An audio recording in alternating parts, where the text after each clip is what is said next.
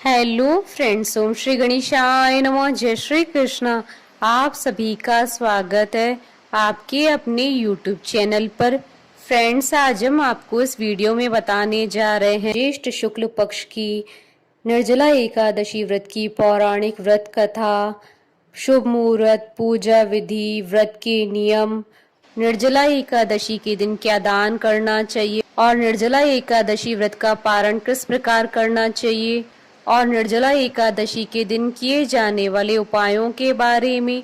Friends, video शुरू करने से पहले आपसे रिक्वेस्ट है, अगर आप हमारे चैनल पर नए हैं और आपने अभी तक चैनल को सब्सक्राइब नहीं किया है तो प्लीज़ सब्सक्राइब कीजिएगा चैनल को, साथ ही प्रेस कीजिएगा बेल आइकन को, जिससे नए वीडियो से रिलेटेड नोटिफिकेशन आपको तुरंत प्राप्त हो सके। और वीडियो पसंद आने पर वीडियो को लाइक और शेयर जरूर कीजिएगा ताकि सभी भक्तों को इस वीडियो का लाभ प्राप्त हो सके। और कमेंट बॉक्स में जय श्री कृष्णा जरूर लिखिएगा। सनातन धर्म में 24 एकादशियां होती है, किंतु अधिक मास होने की स्थिति में एकादशी की संख्या 26 होती है। सभी का अपना अपना महत्व होता है, लेकिन ज्येष्ठ मास की शुक्ल पक्ष की एकादशी तिथि को पड़ने वाली निर्जला एकादशी का विशेष महत्व माना गया। इस एकादशी में पानी पीना पूर्णतः वर्जित है। यही वजह है कि इस एकादशी को निर्जला एकादशी कहा जाता है। धार्मिक मान्यताओं के अनुसार इस एकादशी का व्रत करने से 24 एकादशियों का फल प्राप्त होता है। निर्जला एकादशी को लोक में पांडव एकादशी या भीमसेनी एकादशी के नाम से भी जाना जाता है। इस दिन सभी लोग निर्जल रहकर एकादशी का व्रत रखते हैं, अर्थात जल भी ग्रहण नहीं किया जाता है। यदि कोई व्यक्ति बिना खाए नहीं रह सकता है तब संध्या के समय फलहार करना चाहिए। निर्जला एकादशी को जल का दान करने के लिए मटके पानी से भरकर दिए जाते हैं। मटके में जल भरकर ढक्कन से ढकना चाहिए और ढक्कन में चीनी तथा दक्षिण व फल अपनी सामर्थ्य के अनुसार रखने चाहिए। इसके बाद मंदिर में अथवा ब्राह्मण को ये सब दान दे देना चाहिए। इसके अतिरिक्त अपनी श्रद्धा के अनुसार दान करना चाहिए। हिंदू धर्म में एकादशी तिथि का विशेष महत्व है। एकादशी तिथि भगवान विष्णु जी को समर्पित मानी जाती है। यही कारण है कि एकादशी के दिन भगवान विष्णु जी की विधि विधान से पूजा अर्चना की जाती है। मान्यता है कि एकादशी व्रत करने से शुभ फलों की प्राप्ति होती है। व्रती सभी सुखों को भोग कर अंत में मोक्ष को जाता है। हर माह में 2 एकादशी तिथि आती है, एक कृष्ण पक्ष में, दूसरी शुक्ल पक्ष में। फ्रेंड्स, अब आइए जानते हैं निर्जला एकादशी के शुभ मुहूर्त के बारे में। हिंदू पंचांग के अनुसार इस बार निर्जला एकादशी 10 व 11 जून शुक्रवार और शनिवार के दिन है। 10 जून 2022 को निर्जला एकादशी स्मार्त व्रत किया जाएगा और 11 जून 2022 को निर्जला एकादशी वैष्णव व्रत किया जाएगा। ज्येष्ठ शुक्ल एकादशी तिथि प्रारंभ होगी 10 जून 2022 को सुबह 7:25 पर और ज्येष्ठ शुक्ल एकादशी तिथि का समापन होगा 11 जून 2022 को सुबह 5:45 पर। निर्जला एकादशी स्मार्ट के व्रत पारण का समय रहेगा 11 जून 2022 को दोपहर 1:49 से शाम 4:35 तक और निर्जला एकादशी वैष्णव व्रत के पारण का समय रहेगा 12 जून 2022 को सुबह 5:32 से सुबह 8:18 तक। इस दिन शिव योग के साथ साथ सिद्ध योग भी बन रहा है। ज्योतिष शास्त्र में सिद्ध योग को बेहद शुभ माना जाता है। यह योग ग्रह नक्षत्रों के शुभ संयोगों से बनता है। यह योग सभी इच्छाओं को पूरा करने वाला माना जाता है। इस योग में किए गए कार्यों में सफलता प्राप्त होती है। धार्मिक मान्यताओं के अनुसार शिव का अर्थ शुभ होता है। ज्योतिष शास्त्र में इसे भी बेहद शुभ योग में गिना जाता है। इस दौरान किए गए कार्यों के शुभ परिणाम प्राप्त होते हैं। फ्रेंड्स, अब आइए जानते हैं निर्जला एकादशी व्रत के दिन भगवान विष्णु जी की आराधना करने की पूजा विधि के बारे में। सबसे पहले श्री हरि का स्मरण करें। इसके बाद नित्य कर्मों से निवृत्त होकर पानी में गंगा जल डालकर स्नान करें। अब आचमन कर व्रत का संकल्प लें। इसके बाद सूर्य देव को अर्घ्य दे। सूर्य देव को जल अर्पित करने के बाद भगवान विष्णु जी की पूजा पीले पुष्प, फल, अक्षत और चंदन से करें।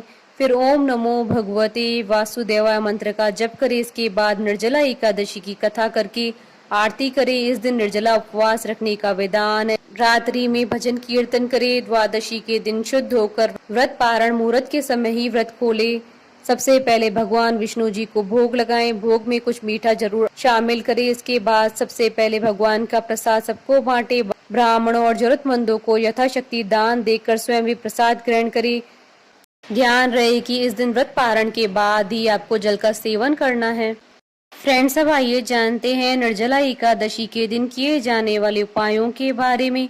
निर्जला एकादशी पर नमक का दान करने से बुरा समय दूर होता है और श्रेष्ठ भोजन की प्राप्ति होती है। एकादशी के दिन तिल का दान करने से शक्ति मिलती है और मृत्यु का भय दूर होता है। निर्जला एकादशी के दिन जो व्यक्ति घी का दान करता है उसकी शारीरिक कमजोरियां दूर होती है। एकादशी के दिन कपड़ों का दान करने से आपकी उम्र बढ़ेगी और आपकी काया निरोगी रहेगी। निर्जला एकादशी के दिन जो लोग अनाज का दान करते हैं उनके घर में कभी भी अन्न की कमी नहीं रहती है, हमेशा अन्न के भंडार भरे रहते हैं। निर्जला एकादशी के दिन भगवान को गुड़ का भोग लगाने से वे शीघ्र प्रसन्न होते हैं। जो व्यक्ति गुड़ का दान करता है उन्हें हमेशा शुद्ध और मनचाहा भोजन प्राप्त होता है। निर्जला एकादशी पर ओम नमो भगवते वासुदेवाय मंत्र का जाप करें। इस दिन गोदान का भी विशेष महत्व होता है। निर्जला एकादशी के दिन आंवले का रस डालकर स्नान करने से बहुत ही पुण्य फल प्राप्त होता है। शास्त्रों के अनुसार जो ऐसा करता है उसके समस्त पाप नष्ट हो जाते हैं। निर्जला एकादशी पर भगवान विष्णु जी को पीले फूल चढ़ाएं, इससे आपकी हर मनोकामना पूर्ण होगी। इस दिन भगवान शिव और माता पार्वती जी की पूजा का विशेष महत्व होता है। भगवान के सामने घी का दीपक जलाएं और माता पार्वती को इस दिन सुहाग की चीजें अर्पित करें। निर्जला एकादशी के दिन किसी भी शिव मंदिर में जाएं और भगवान को नारियल, बिलपत्र, सीताफल और सुपारी और मौसमी फल चढ़ाएं। इससे आपकी सभी मनोकामनाएं शीघ्र ही पूर्ण होंगी। मान्यता है कि इस दिन जो स्वयं निर्जल रहकर ब्राह्मण या जरूरतमंद व्यक्ति को शुद्ध पानी से भरा घड़ा दान करता है उसे जीवन में कभी भी किसी बात की कमी नहीं रहती है, हमेशा सुख समृद्धि बनी रहती है। फ्रेंड्स, अब आइए जानते हैं निर्जला एकादशी व्रत के नियमों के बारे में। धार्मिक ग्रंथों के अनुसार एकादशी के दिन भूलकर भी चावल नहीं खाने चाहिए।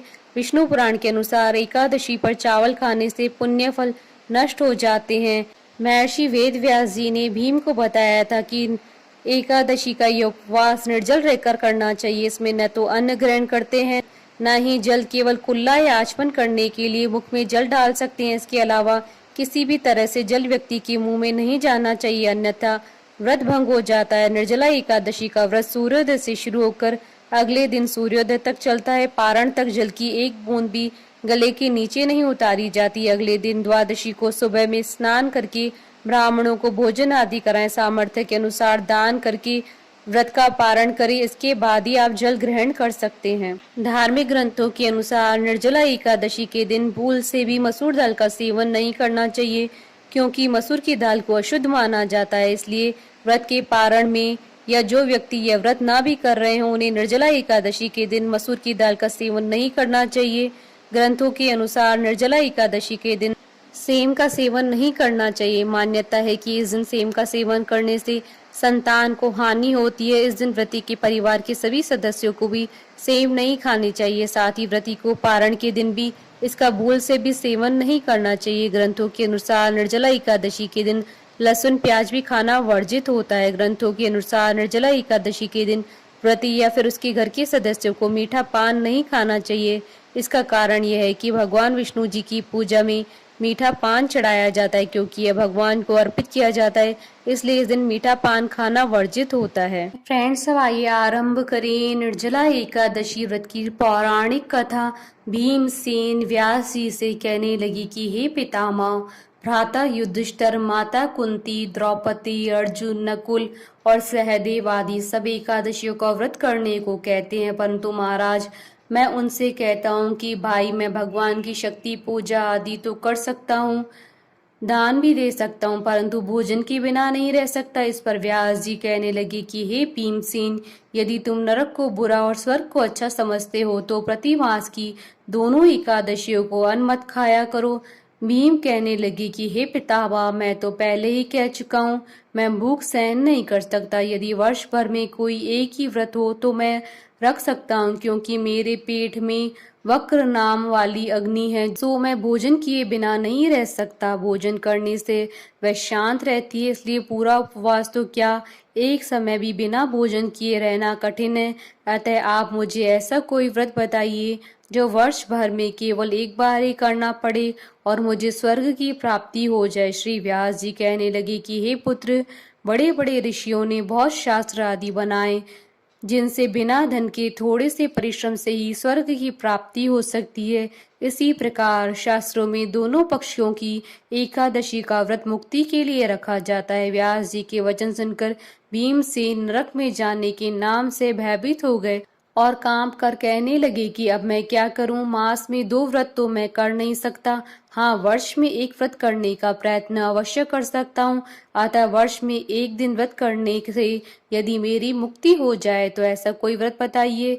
यह सुनकर व्यास जी कहने लगे कि वृषभ और मिथुन की संक्रांति के बीच ज्येष्ठ मास की शुक्ल पक्ष की जो एकादशी आती है उसका नाम निर्जला है।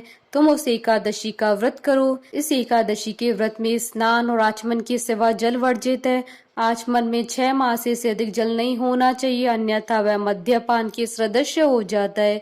इस दिन भोजन नहीं करना चाहिए क्योंकि भोजन करने से व्रत नष्ट हो जाता है। यदि एकादशी को सूर्योदय से लेकर द्वादशी के सूर्योदय तक जल ग्रहण न करें तो उसे सारी एकादशियों का व्रत का फल प्राप्त होता है। द्वादशी को सूर्योदय से पहले उठकर स्नान आदि करके ब्राह्मणों को दान आदि देना चाहिए। इसके पश्चात भूखे और सुपात्र ब्राह्मण को भोजन कराकर फिर आप भोजन कर लेना चाहिए। इसका फल पूरे 1 वर्ष की संपूर्ण एकादशियों के बराबर होता है। व्यास जी कहने लगे कि हे भीमसेन, यह मुझको स्वयं भगवान ने बताया है। इस एकादशी का पुण्य समस्त तीर्थों और दानों से अधिक है। केवल 1 दिन मनुष्य निर्जल रहने से पापों से मुक्त हो जाता है। जो मनुष्य निर्जला एकादशी का व्रत करते हैं उनकी मृत्यु के समय यमदूत आकर नहीं घेरते हैं, वरन भगवान के पार्षद उसे पुष्पक विमान में बिठाकर स्वर्ग को ले जाते हैं। अतः संसार में सबसे श्रेष्ठ निर्जला एकादशी का व्रत है, इसलिए यत्न के साथ इस व्रत को करना चाहिए। उस दिन ओम नमो भगवते वासुदेवाय मंत्र का उच्चारण करना चाहिए और गोदान करना चाहिए। इस प्रकार व्यास जी की आज्ञा अनुसार भीमसेन ने इस व्रत को किया। इसलिए इस एकादशी को भीमसेनी या पांडव एकादशी भी कहते हैं। निर्जला व्रत करने से पूर्व भगवान से प्रार्थना करें, हे भगवान, आज मैं निर्जला व्रत करता हूँ, दूसरे दिन भोजन करूंगा। मैं इस व्रत को श्रद्धा पूर्वक करूंगा, अतः आपकी कृपा से मेरे सब पाप नष्ट हो जाएं। इस दिन जल से भरा हुआ 1 घड़ा वस्त्र से ढककर स्वर्ण सहित दान करना चाहिए।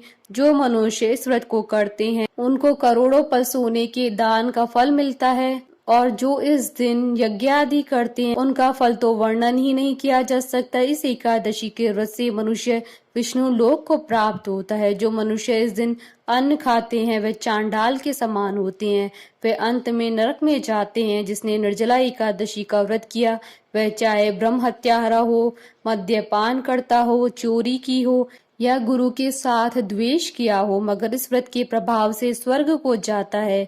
हे कुंती पुत्र, जो पुरुष या स्त्री श्रद्धा पूर्वक इस व्रत को करते हैं उन्हें पूर्वोक्त रीति से कहे हुए कर्म करने चाहिए। प्रथम भगवान का पूजन, फिर गोदान, ब्राह्मणों को मिष्ठान व दान दक्षिणा देनी चाहिए तथा जल से भरे कलश का दान अवश्य करना चाहिए।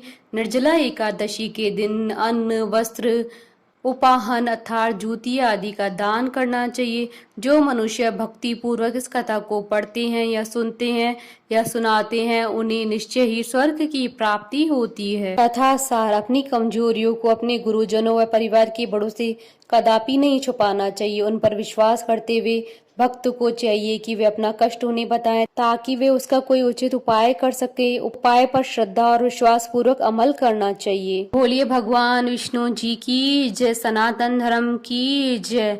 हमारे साथ इस वीडियो में अंत तक बने रहने के लिए आपका धन्यवाद।